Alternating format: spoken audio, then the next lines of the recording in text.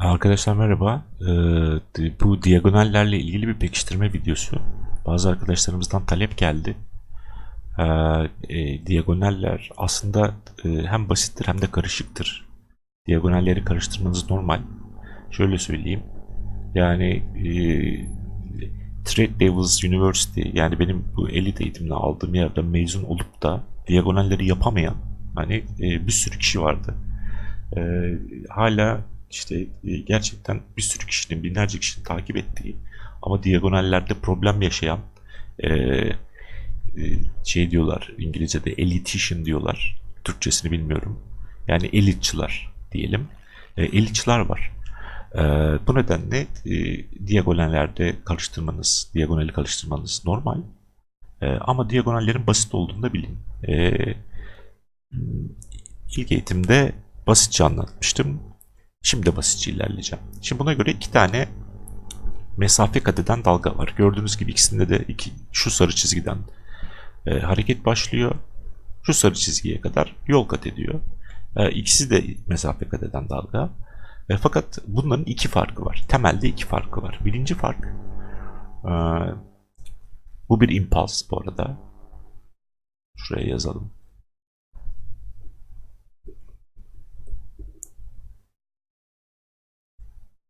Şu impuls. Bu da diagonal.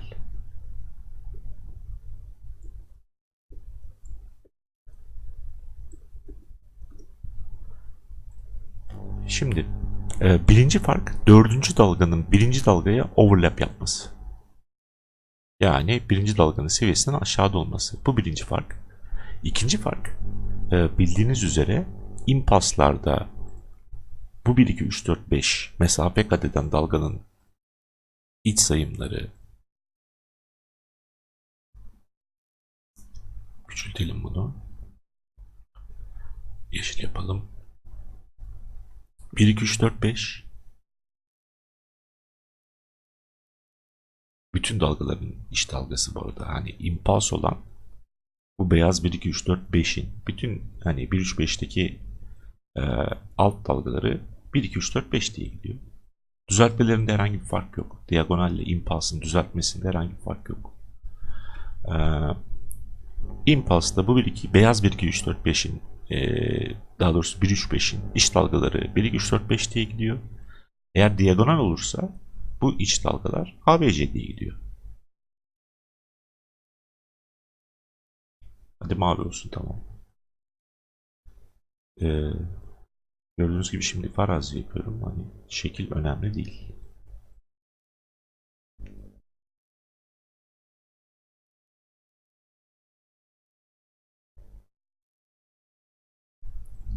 Ee, Aslında şimdi muhtemelen siz diagonalleri sevmiyorsunuz ama ben severim. Çünkü bir dalga diagonal olursa sizin sayım yapma olanaklarınız çok fazla artar. Şöyle ki, e, bir mesafe kat eden dalga eğer diagonalse iç sayımlarını ABC olarak yapabiliyoruz. Siz bildiğiniz gibi A da kendi içerisinde diagonal olabiliyor. C de olabiliyor. Yani bu yapının hepsini diagonal etiketleme şansı veriyor bize bir diagonal yapı. Impulse da e,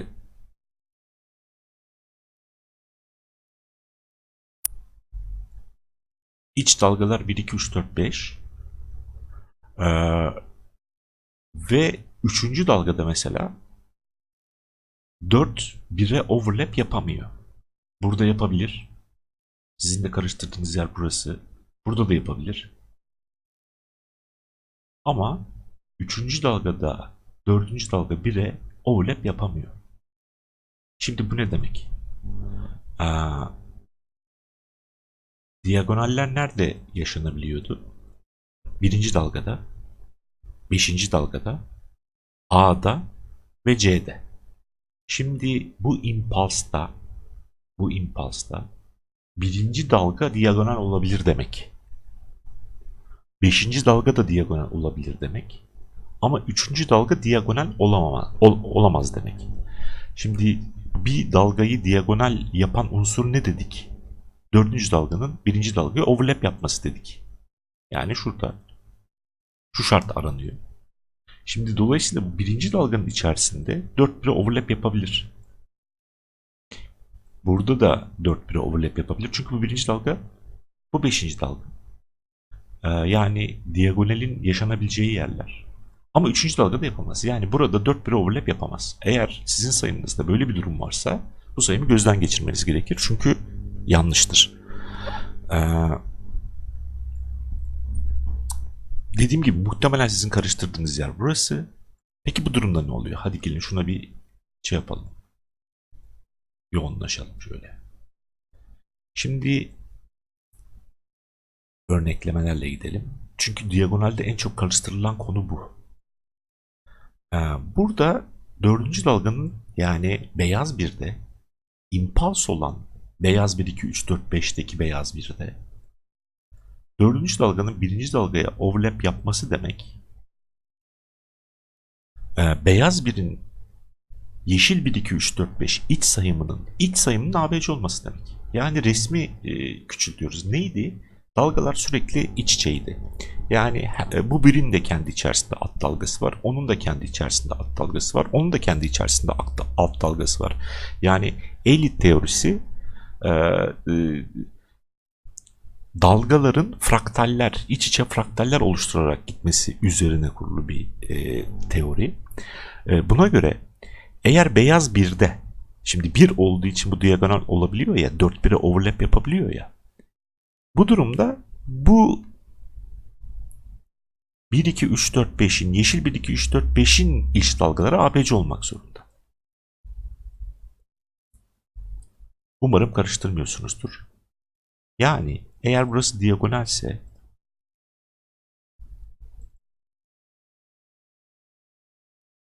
bu durumda birin yani 4 bire overlap yaparsa buradaki gibi, bu durumda yeşil birin iç dalgasını ABC olarak etiketleyeceksiniz. Artık diagonal olduğu için, yani beyaz bir diagonal hale geldiği için, beyaz birin 4'ü 1'e overlap yaptığı için 3'ü de ABC diye etiketleyeceksiniz. 5'i de ABC diye etiketleyeceksiniz. Yani bir impulsta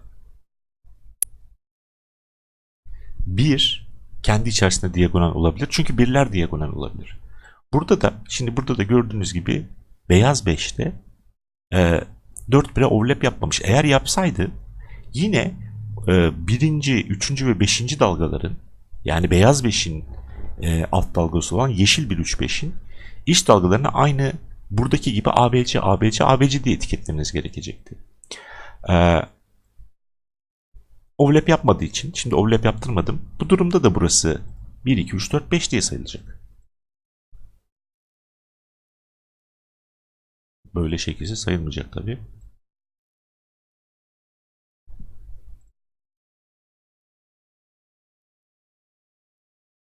Evet, böyle sayılacak. Yani diagonal dediğimiz mevzu böyle bir mevzu. Birkaç tane örnek vereceğim şimdi. Ama şimdi aklıma gelen bu, hani örneğin bir daha üzerinden geçmek istiyorum ben. Çünkü iyi bir örnek oldu. Diagonal işleyecek dedik, impuls işliyoruz. Bir impulsta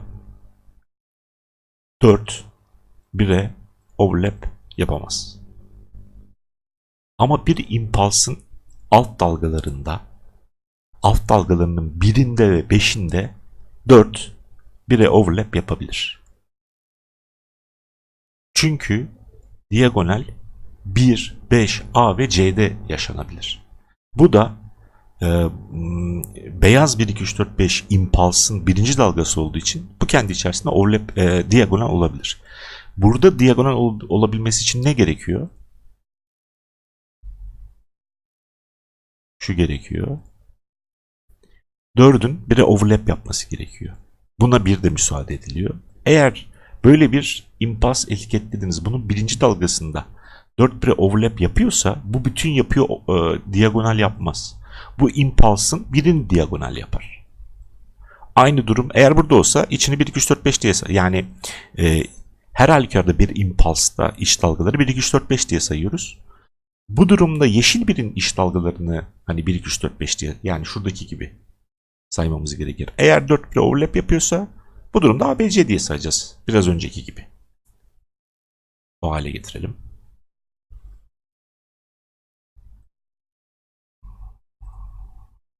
Yani 4 bire overlap yaparsa burada yaptı. Bu şekilde ABC ABC diye sayacağız. 4 bire overlap yapmazsa 5. dalgadaki 1, 2, 3, 4, 5, 1, 2, 3, 4, 5 diye sayacağız. Şimdi 3. dalgada bir impulsın 3. dalgasında 4 bire overlap yapamıyor. Bazı arkadaşlar bunu karıştırıyor. Kesinlikle bir impulsta, hani 3 en coşkulu dalga ya, en çok yol kat eden genelde. Dolayısıyla 4 bire overlap yapamıyor ve iç dalgası 1, 2, 3, 4, 5, onların da iç dalgaları geldik buraya. Şimdi burada 4 bire overlap yapamıyor, okey. Ama sonuçta 3'ün de bir biri var ve 3'ün de bir 5'i var. Yani şuralar var. Buraların iç dalgaları 1, 2, 3, 4, 5 olmak zorunda. İş böyle iç içe gidip duruyor. 1, 2, 3, 4, 5 olmak zorunda. İç dalgası. Çünkü diagonal değil yapı. 4 bire overlap yapmadığı ABC diye etiketleyemiyoruz. 5. dalgası da 1, 2, 3, 4, 5 olmak zorunda. Şimdi bir impulsın 3. dalgasının biri de diagonal olabilir. Yani birler diagonal olabiliyor ya. Dolayısıyla burada 3. dalganın 1. dalgası, yeşil 1. dalgasının sarı 4'ü biri overlap yapabilir. Yani 3. dalga diagonal olamaz ama 3'ün biri olabilir. Şimdi bu şekilde 4 bire overlap yaparsa bu durumda sarı 1, 2, 3, 4, 5'in iç dalgalarını ABC diye sayacaksınız. Aynı şey 5. dalga için de geçerli. Yani yine aynı şekilde diagonal 5. dalgada oluşabildiği için, daha doğrusu 5. dalgada da olabildiği için bu durumda 5. Beyaz 3'ün yeşil 5'inin sarı 4'ü de bir overlap yapabilir. Bu durumda bunun da sarı, hani 1, 2, 3, 4, 5'in de alt dalgalarını ABC, ABC, ABC diye sayacaksınız. Ama yine 3. dalga söz konusu. Yani iç içe aynı şeyden bahsediyoruz hep. Buradaki 3. dalganın içi 1, 2, 3, 4, 5 olmak zorunda. Buradaki 4 bire overlap yapamaz. Çünkü diagonal 3'te olamaz. Yani işin püf noktası burada. Anlaşılır olduğunu düşünüyorum. Karıştıran arkadaşlar hani bunu bir daha baştan izlesinler. Ve bol bol grafik bakmak lazım. Hani bununla ilgili. Şimdi geçtik buraya. Özet yapmak gerekirse impulsla diagonalin farkı 4'ün biri overlap yapması. 1. İkinci olarak diagonalin iç dalgaları ABC, ABC, ABC. Impulsın 1, 2, 3, 4, 1, 2, 3, 4, 1, 2, 3, 4, 5. Bir impulsın 1'i ve 5'inde de diagonal yaşanabilir. Bir impulsın 3'ünün 1'inde ve 5'inde de diagonal yaşanabilir. Bir impulsın 3'ünün 1'inin 1'inde, 5'inde veya 5'inin 1'inin 5'inde de yaşanabilir. Özetle her türlü 1. ve 5. dalgada diagonal yaşanabilir. Bu bir impulsta dahi olsa. İşin karışık tarafı bu olabilir. Şimdi işin psikolojik evrelerini anlattım. Diagonal'ın 1'de, 5'te, A'da ve C'de olmasının sebebi bunların hepsinin, yani ara yerlerde yok. B bir ara dalga, 3 de bir ara dalga. Buralarda diagonalin yaşanmayıp da 1'de, 5'te, A'da ve C'de yaşanmasının sebebi bir şeylerin başlangıcı veya sonunda yaşanabiliyor olması. Yani neydi psikolojik aşamada? Yatırımcılar kararsızdı. Fiyatın düşecek mi, artacak mı, ne yöne gideceği de insanlar emin değildi. Bu nedenle bu 1. dalgalarda çok fazla şu tarz hareketler yaşanabiliyordu. Bu durumda da 4 bire overlap yapabiliyordu. İşin felsefik hani mantığı da buydu. Şimdi aslında gerekli tecrübeye sahip olduğunuzda aslında fazla analiz yaptığınızda bir bakışta diagonalle impuls'ın farkını anlayabilirsiniz. Nasıl anlayabilirsiniz? Ben birkaç tane örnek ayarladım. Şöyle. Şimdi bunun bir düzeltme kalıbı mı, e, bir hani yeni trend mi olduğu konusunda yorum yapıyorum ama şurayı görmeyin ve bunun bir yeni trend olduğunu görün. Bakın, e, ben ne yapıyorum her zaman? Ya yapıları şöyle tanımlayabildiğim parçalara bölüyorum. Yani dalgalarını bulmaya çalışıyorum. Bir burada bir dalga var. Coin'in ismine bile bakmadım yani.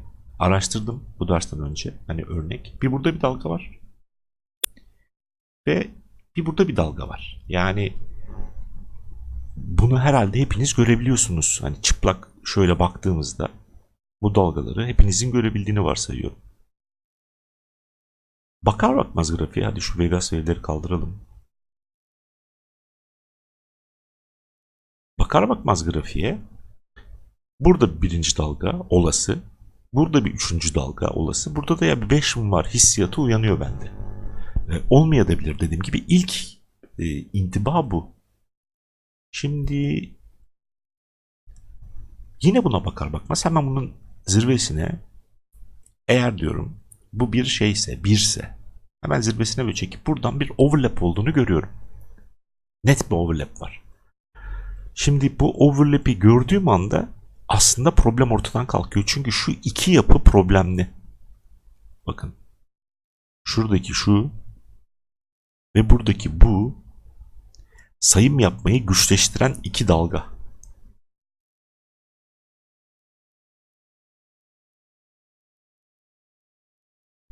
Çünkü bir saate inelim.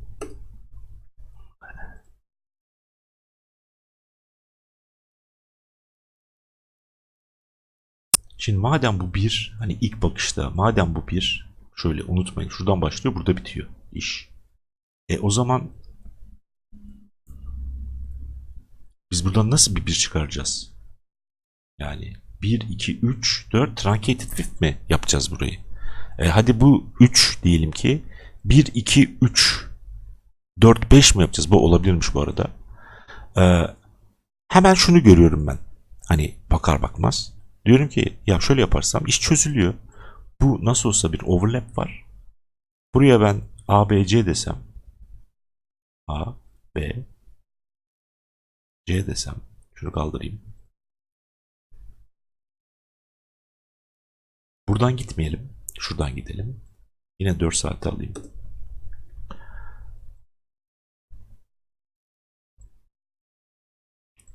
Gözümle gördüm, diyorum ki ya burası acaba bir 2 3 4 5 midir diyorum. Çünkü yatırım yapacağım.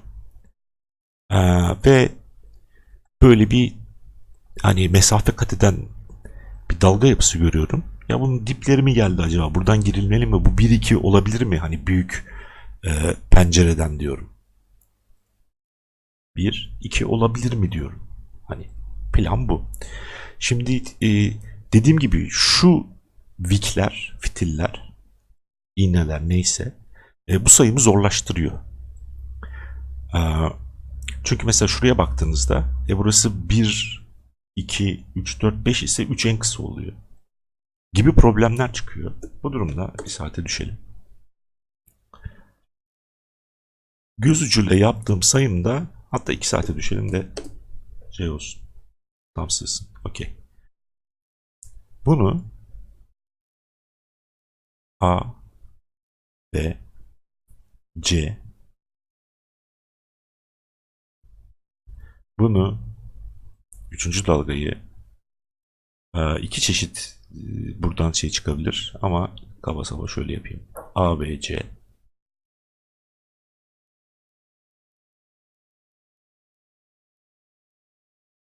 Geldik beşinci dalgaya. Onu da A, B, C diye etiketlersem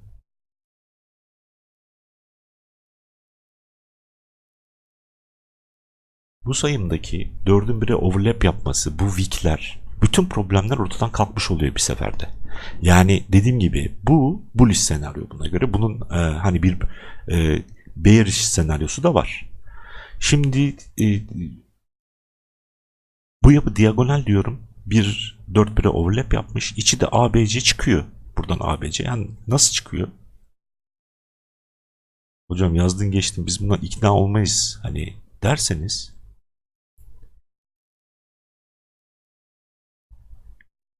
şuraya 1, 2, 3, 4, 5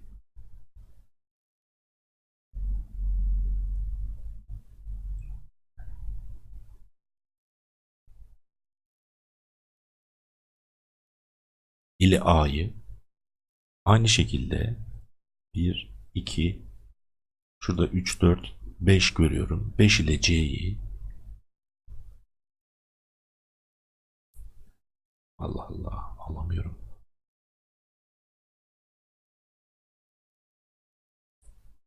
Bir tuhaflık var. TradingView'da alamıyorum. Acaba şu anda Bitcoin mi? Bitcoin'e bir şeyler mi oluyor? Endişesi içerisindeyim. Hadi bir bakalım. Eğitim esnasında.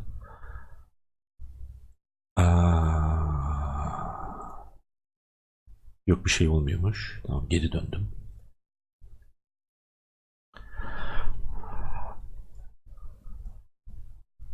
Geldik 3. dalgaya. Bu 3. dalgada 1, 2, 3, 4, 5 ile 1, 2, 3, 4, 5 ile, Allah Allah. İlk defa görüyorum böyle bir şey. Yani bir şey seçiyorum ama çekemiyorum bir sebepten. 3'ü bir şekilde A, B, C ile veya W, X, Y ile, herhalde double combo burası. 5. dalgaya gelirken de nedir? 1, 2, 3, 4, 5 ile A'yı. Ya bu da diagonal kendi içerisinde bu arada. 1, 2, hop kapatalım.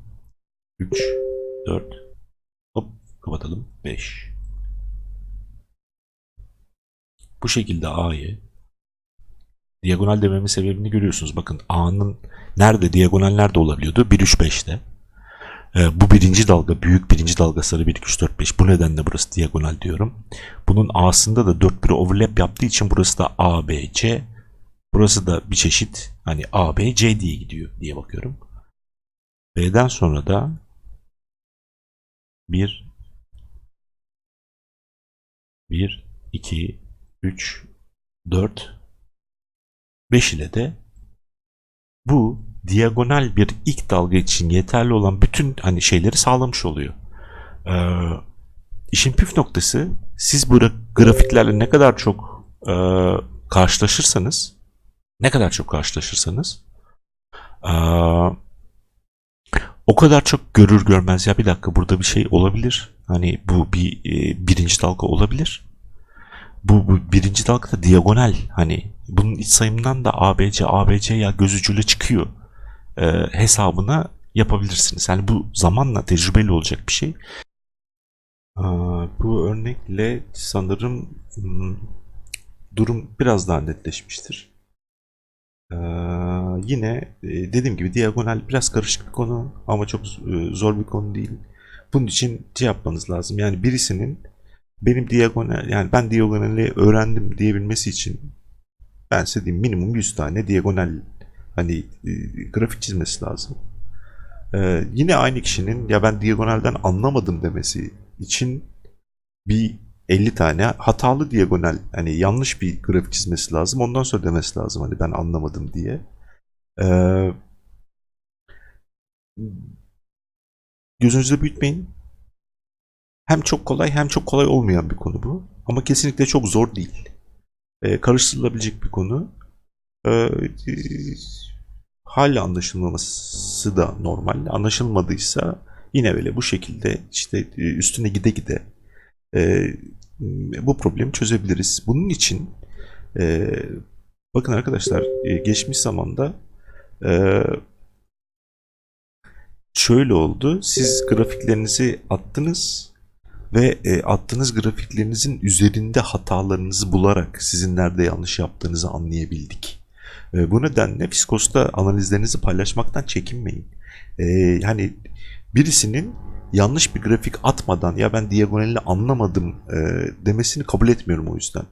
Yani bir at bakalım nereye anlamadın diyorum içinden. Ee, Sonuçta ya bu bir aydır, hani 1,5 ay bile değil, bir aydır hani ilgilendiğiniz bir bilim bu. Elliot. Ve diagonalde bunun karışık kısımlarından bir tanesi. Bu videoyla probleminizin azaldığını düşünüyorum ben. Ee, Bu video bu kadar. Diğer videolarda görüşmek üzere. Hepinize iyi günler diliyorum.